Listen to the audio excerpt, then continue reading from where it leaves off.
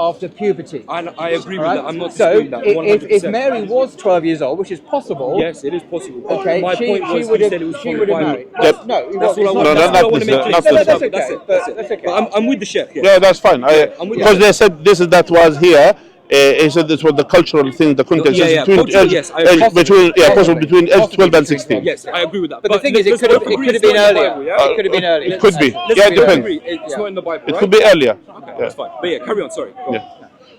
So the point is, what I'm saying, so when you are using again your own morality of now, and then you wanted to go back in the history to say, no, the girl shouldn't be married at that time or at that age, we cannot use that standard, because every time and every time and every culture has different, and as well the nature of people as well is different.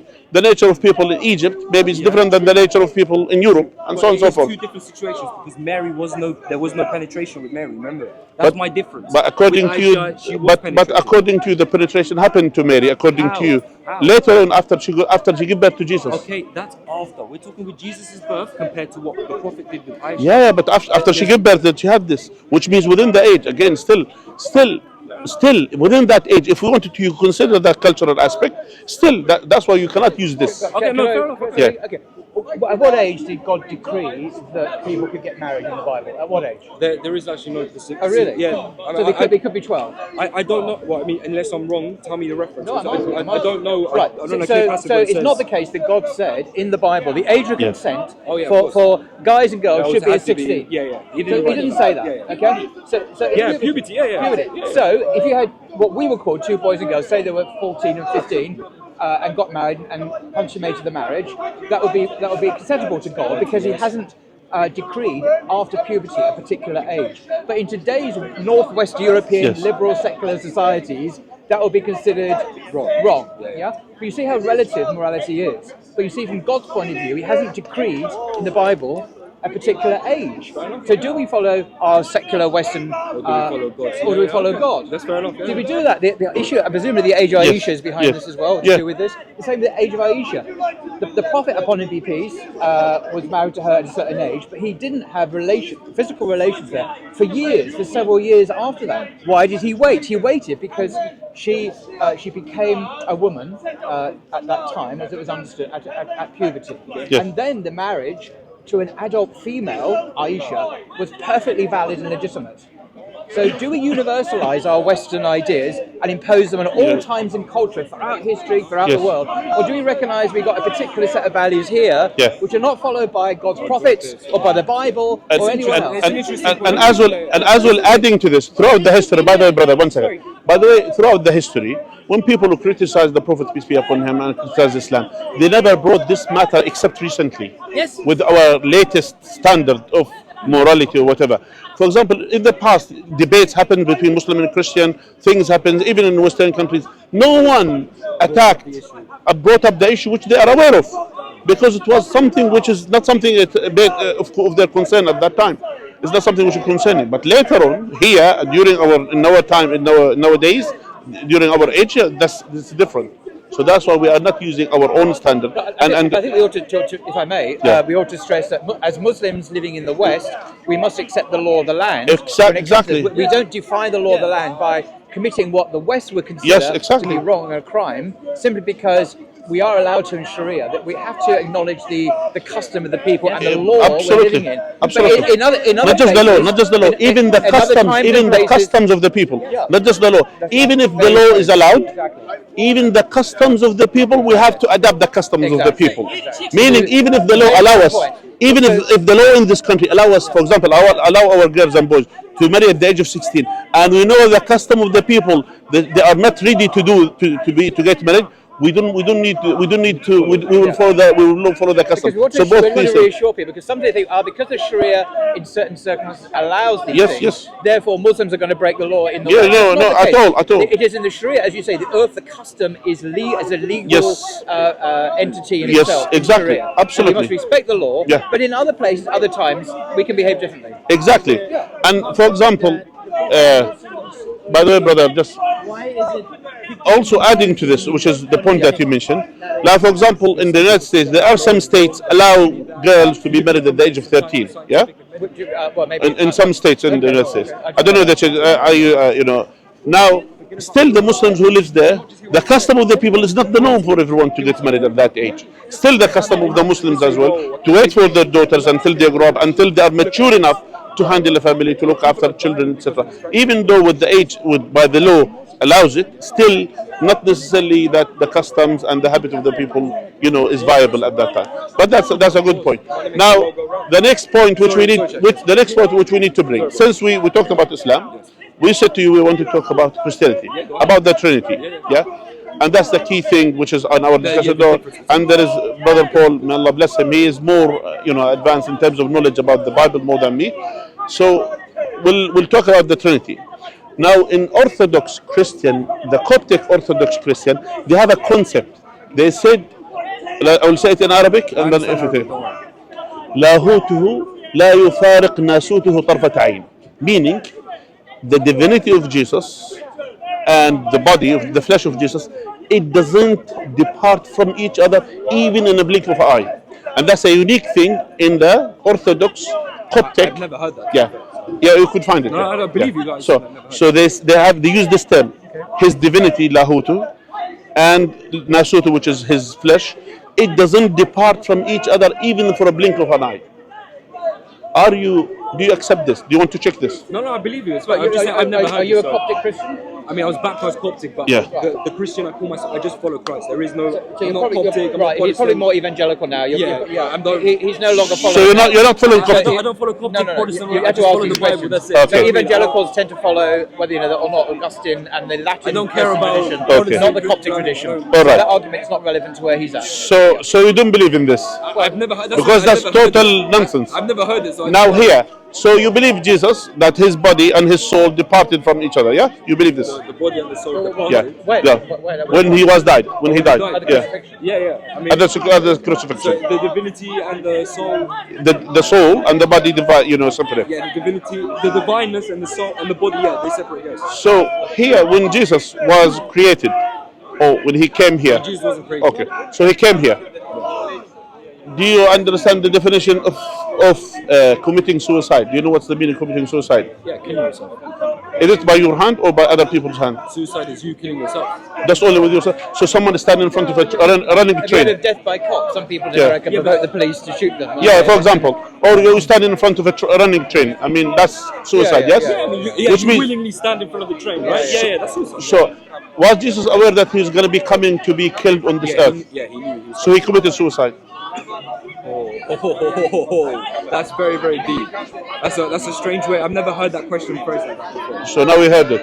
I mean, is that how you view it? You view that he came? I asked you the definition of suicide. Yeah. So And I are said you to you- implying that Jesus came and committed suicide? Is that what you're? That's what I'm saying, yeah. Fair enough. I mean, that's your opinion. That's your opinion. I don't agree. What do you with think that. about I don't this? agree with that. Why you don't agree with it? Because it's not suicide. I don't know actually. Honestly, I've never. Like I said, that question blew my mind. That's the first time I ever heard that Jesus came and committed suicide. So what is it? If you stand, as I said, as someone who goes to the police doing something Yeah. and then waiting for the police to shoot him, that's suicide. Well, okay. You know what? That's an interesting question because Jesus did say that no one takes his life away from him. He lays down his own life on his own accord. So is that suicide then, or is it not? So I'm asking you. You are the Christian no, here. I'm saying we're having a debate, right? So you made a very interesting point. That says it's a suicide. I say this according to you, Yes, is suicide. yeah, okay. So hear me out. Listen, you just made a claim, all right? You made a And statement. is suicide a sin? It's not specified if it's a sin or not in the Bible. Please. What? Like I said, I'm not knowledgeable, so tell me. Let's go. What do you think? Is suicide a sin in the Bible? I don't think it's explicitly stated, but it is because God owns all life. Yes. You're not supposed to take it without authorization, so it would be seen as wrong. So it's- I'm not sure there's a specific commandment that says don't See, commit suicide. I see where you're going with it, but again, I'm trying to get you to. I love the way you're smiling. I actually love But I you. like I it, actually yeah. love you, honestly. Anyway, so we are here to debate this. Adding to this, which we find it strange in the Bible, which is the history of the Gospels. Yeah. I don't know. Listen, I'm going to be honest. The history, the canons, the text variants, I still haven't studied that. So I'm going to be very, very honest. I can't Then how claim that- you say you Christian? You just blind follower of Christianity? No. Hear me out. I've just got into apologetics. I've just got into studying the divinity of Christ. I've just started to study the Trinity. If you ask me right now to defend the Trinity or explain it, I'm going to be honest, I can't. And I'll be lying if I sat here in front of my cameras and said, yeah, I can explain the Trinity. I'll be like a fool, right? I'm being intellectually honest, and I'm telling you, I've only just started to study. Okay. So I can only talk about what I know, right? All right. So you don't know about the history of the Bible at all. I know little bits about the history. And about the Gospels, for example, Gospel of John. Yes. What about it? It was written. Some say 60, some say to 90 AD after Christ. So Was it the truth?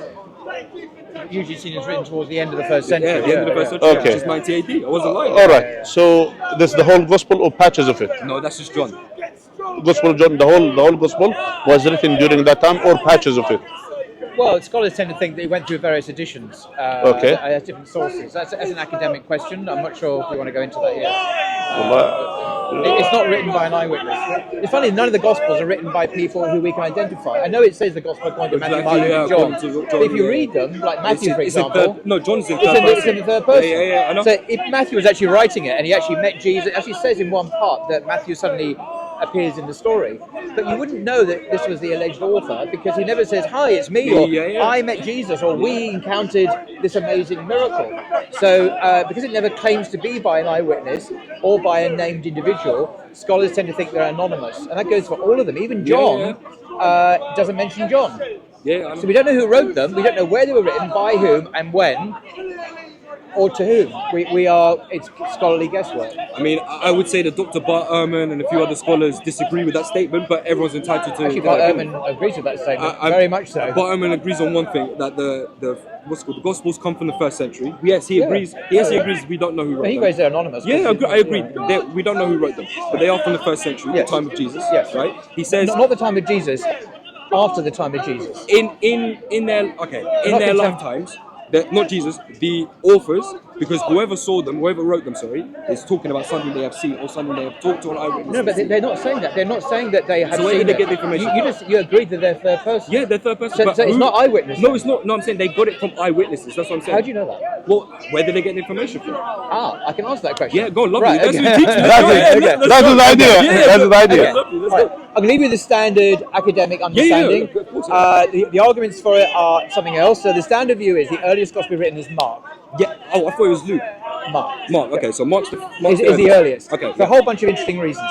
And then Matthew and Luke use Mark. They basically took Mark, edited him, and added, in Matthew and Luke's case, a nativity narrative, the birth of Jesus, and they added resurrection appearances, which are not in Mark. Okay. I know in your Bible it has them, but they were added in the 2nd century. Fair enough. Okay. Okay. Yeah. And many modern Bibles actually have footnotes, and saying this was exactly. Yeah, so Matthew and Luke used Mark, but they did some interesting things. They didn't just copy Mark and add their bits.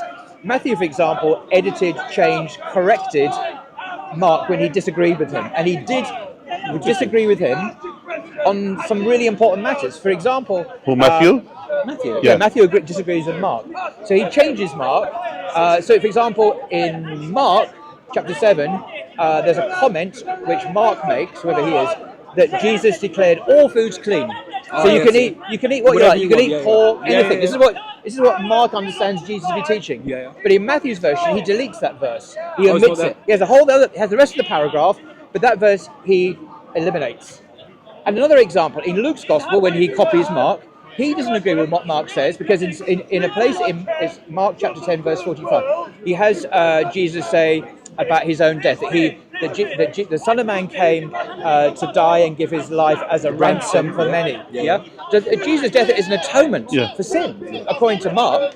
That's what he has Jesus say. Now Luke doesn't agree with that. Why? Because he has the same passage and he deletes that verse. You won't find it in Mark, in Luke, because for Luke, Jesus did not die as an atoning sacrifice. He died as a martyr. Fair enough. As a prophet of God who was basically captured by his enemies and who was martyred. So Luke corrects Mark in some ways because he doesn't agree with him. This means several things to me. That these guys didn't see Mark as the word of God. They didn't see him as always historically accurate. They sometimes saw him as teaching wrong things. So they corrected him on matters of Jewish law, on matters of the meaning of Jesus' death, and on other things. I can go on. I mean, I don't want to bore everyone, but I can go on and on about this. So this is basically, if you went to Oxford, Cambridge, Harvard, Yale, Sorbonne, University, but you would learn this stuff. Nice, I did it at university in here as well.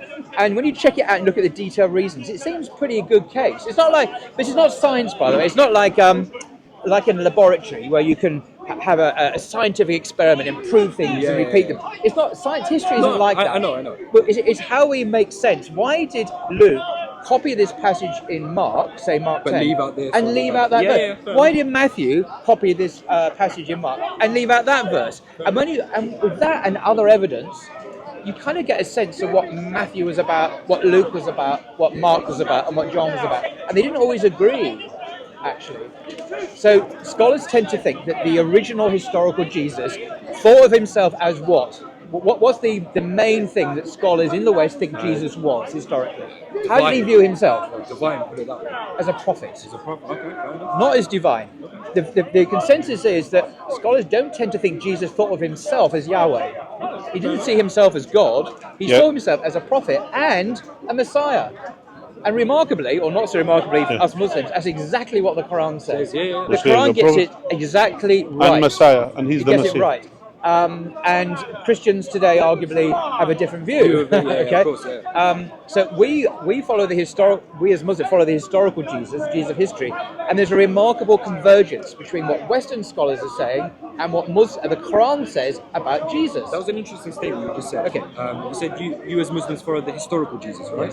Yes, the real Jesus, the true Jesus. Yeah. So The true Jesus. the historical Jesus, you do realise was crucified, right? I see. Which you guys disagree with. Yes. How does that work? Okay. Just as an opinion, not an argument. I just want to know your opinion. Well, there are lots of reasons why. Firstly, I had that view because God Himself has said so in His revelation in the Quran. Fair enough. Yeah. So it's not my own idea. This comes from God's revelation. But then when we ask questions, assuming that is the case, how do we view the Gospels? How do we view the New Testament? Yeah. What's interesting is that the Gospels are not, as you may or may not agree, they're not eyewitness testimony. Yeah, I'm with you on that. So when Mark says Jesus was crucified, that's not an eyewitness. No, saying but we're that. not. I said history.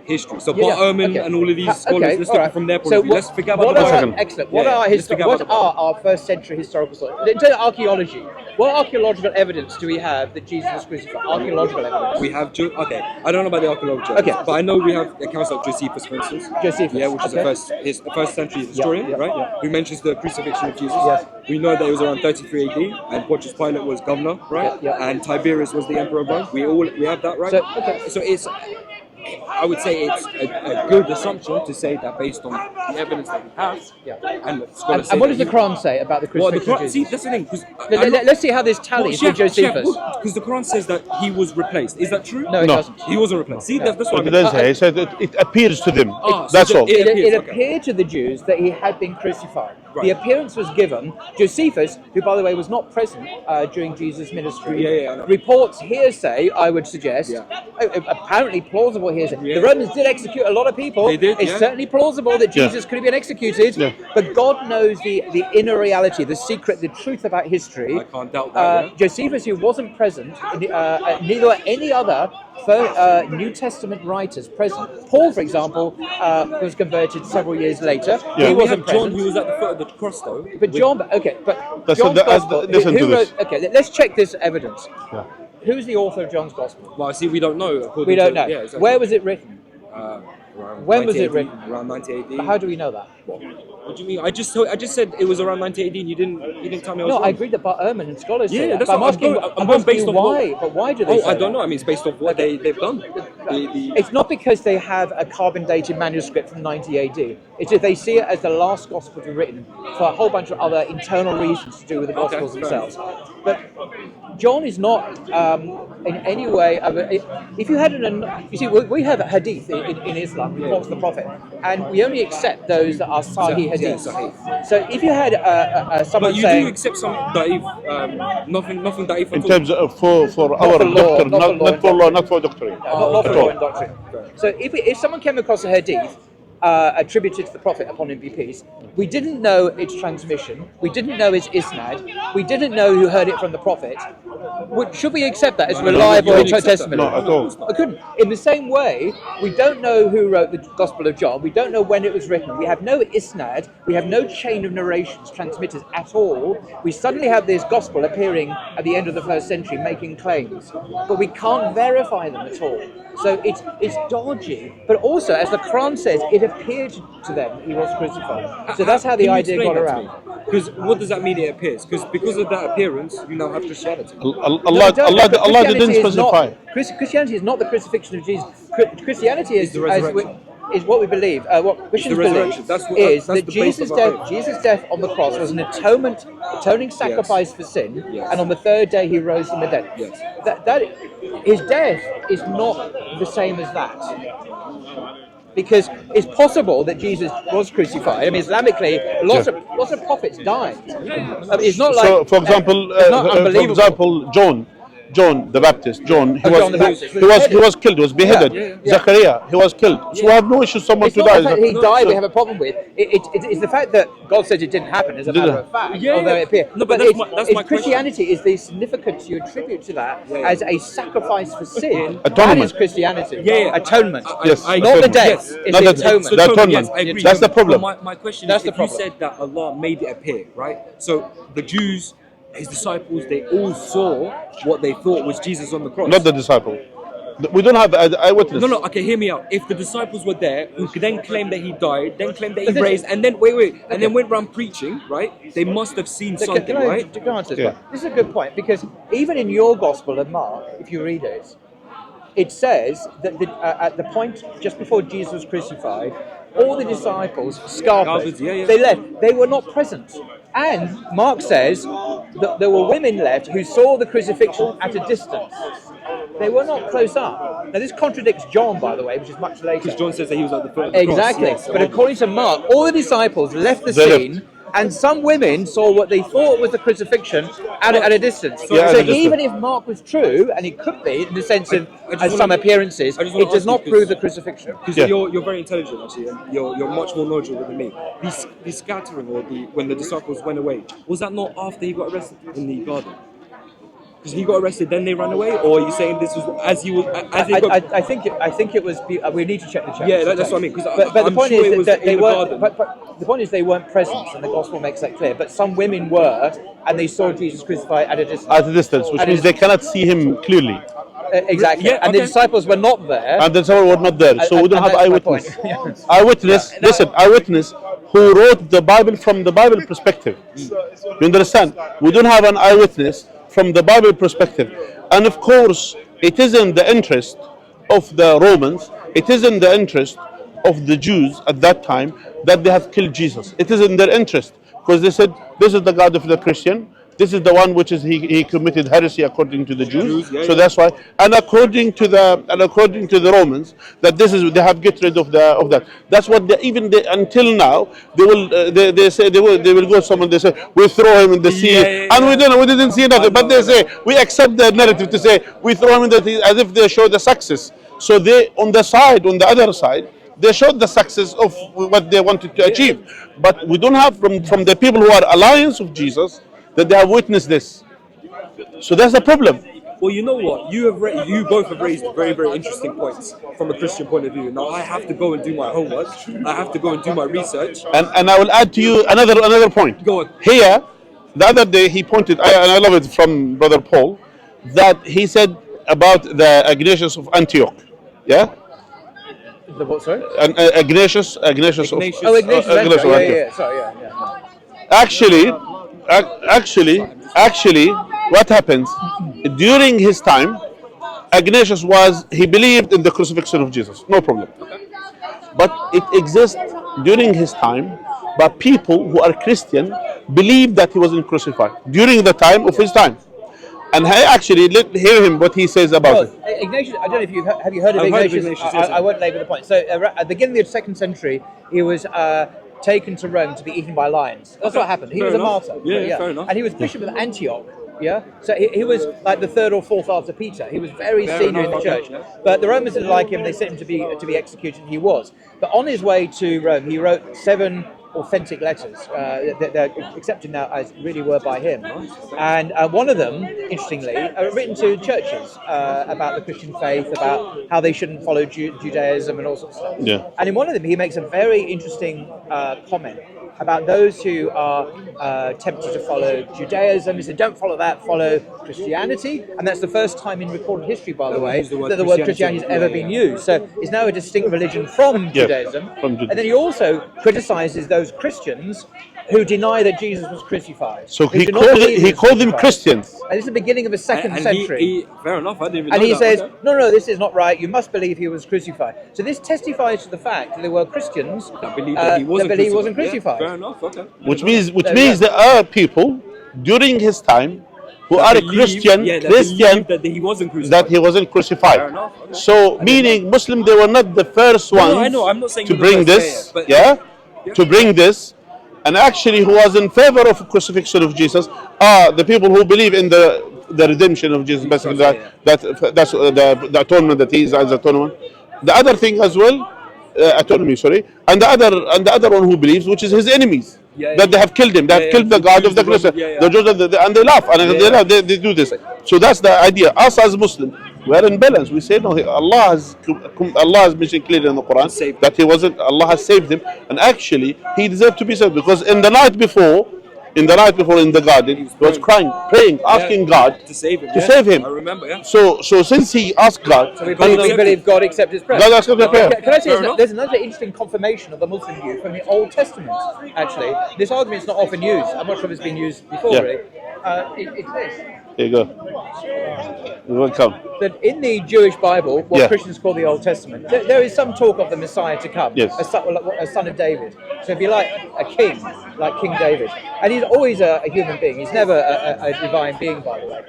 But never is this Messiah in the Jewish scriptures ever spoken of as someone who would be killed and die as a sacrifice for sin. What about the Psalms that says they pierced my hands and feet? Well, just come to it in a second. So this is what I'm saying. The belief is in Judaism then and Judaism now that the Messiah, when he comes, of course, the Messiah has already come, but the Jews reject him. Yes. But that's a different subject. The Messiah would be victorious over his enemies. He would not be horribly tortured and crucified to death. This is alien to Jewish belief now and in the Bible. Now, this is interesting. This is exactly what Muslims believe. Muslims agree with the Jewish Bible about the Messiah, although they don't agree that he's Jesus, but that he will be victorious when he returns. He was not horribly tortured and crucified by his enemies. And this is the Islamic view as well. And he will be king. He will be a leader. And he will be a king. He'll be a king. Jesus is king, though. What? Jesus is king. He will come back as a king. Yeah, he's coming. No, he's king and he's coming back as king. But the Christian belief is... that's the Christian belief I'm saying. The Christian belief is not supported by the Jewish Bible. Now, you're going to suggest some possible texts. Well, we can go through them. Psalms 22. Psalm 22. Which is what Jesus was quoting when he was on the cross. Father, we don't believe it's in the cross and we don't know these documents. Eyewitnesses so much later. Yeah. But the point is, if you read Psalm 22, it says a Psalm of David. Yes, but he's prophesying. No, hang on. If we look at the Psalm, what it says, rather than saying what does it say? Right. We need to. Do we have a? I've got it in my Bible. I was going to bring a Bible today. I thought, I won't need it. No, we have. No, he has a Bible. Oh, lovely. Please don't tell me it's a King James version. It's a New King James. Oh, that's all right. It's the old King James. I don't like the English. It's not easy to read. Easy to read. Okay. So Psalm 22. Let me look it up on my iPhone as well. Because the King James version is a There we go. Psalm 22 right here. Okay. I like this discussion. And by the way, our friend here is respectful. Can I just say, it's an absolute honor to meet you because I've watched all your videos on YouTube. Honor to meet you too. Thank you. You say I'm not always aggressive. No. Honestly, thank you. God bless you. Believe me, honestly. God bless you. Can I just read out for the benefit of everyone? This is the New International Version, which is a bit more modern than that. That's fine. This is an evangelical Bible. Yes. So Psalm 22, a Psalm of David. Yes. Now this matters. You can see it there. This matters because this is David speaking.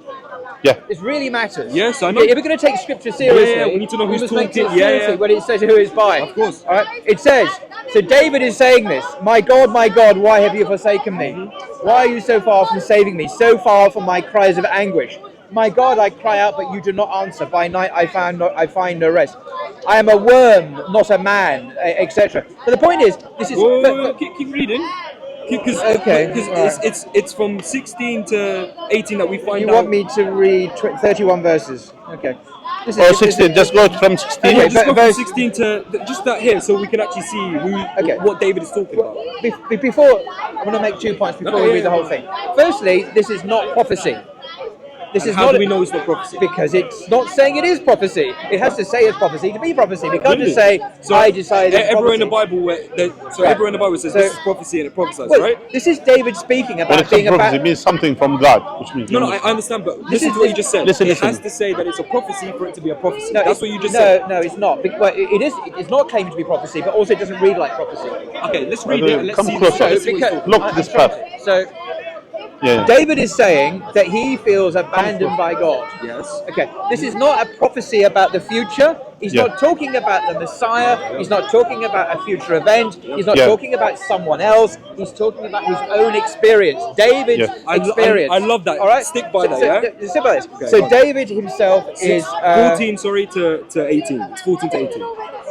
And if you want, I can just read that for you. So the first thing is when we understand who the author is. This is really important. We read it in context. Yes. Okay, so we will, as it says, a plea for deliverance from suffering and hostility by David. Yeah. It's nothing to do with Jesus. Okay, read it. If you so, I will read it. My God, No, why? no, have-" 14 to 18. I'll read it all Okay, read it all, yeah. again. My God, my God. Remember, David is speaking Yeah, this, yeah. not anyone else. Yes, not David a is future speaking, prophecy. yes. My God, why have you forsaken me? Why are you so far from helping me? From the words of my groaning. Oh my God, I cry by day, but you do not answer. By night, but find no rest. Yet you are holy, enthroned on the praises of Israel. In you our ancestors trusted. They trusted and delivered them, and you delivered them. To you, Yeah. oh, I'm so No sorry. worries. To you they cried and were saved. You okay? No worries. In you they trusted and were not put to shame. But Uh-huh. I am a worm and not a man, scorned by others and despised by the people. All who see me mock me, they sneer at me, they shake their heads. Poor David, poor Yeah. David. Commit your cause to the Lord, let him deliver, let him rescue the one he delights. This is inverted commas, this is the crowd saying this to David. Yet, and now back to David. Yet it was you who took me from the womb. You kept me safe from my mother's breast. On you I was cast from my birth. And since my mother bore me, you have been my God. So David, has a God. Yes. Not your belief about Jesus, obviously. Do not be far from me, for trouble is near, and there is no one to help. Okay. It's just a shouting. Many bulls encircle me. Strong bulls at Beshan surround me. They open wide their mouths at me like a ravening and roaring lion. Right, now And listen, this is the chapter. Okay, Listen, go. I thought it. Okay, the next verse, 14. I am poured out like water, and all my bones are out of joint. My heart is like wax. It is melted within my breast. My mouth is dried up like a potsherd, and my tongue sticks to my jaws. Yep. You lay me in the dust of death. Yep, keep going. Okay, I'm just saying, I don't need to be encouraged. I'm just keep going Just because be quiet, be quiet. I'm about to stop. Whose idea was it to read it all the way through? Me. Mine. Oh, sorry, yours. Go on. For dogs are all around me. A company of evildoers encircles me. They bound my hands and feet. I can count all my bones. They stare and gloat over me. They divide my clothes among themselves, and for my clothing they cast lots. So yours says bound, mine says they pierced my hands and my feet. That's not in the Hebrew. Fair enough. See, that's the problem with the King James Version. It Christianizes Old Testament prophecies. It's a serious point because this is the translation that what's the word? this is in the Tarif Hebrew, by the in Arabic.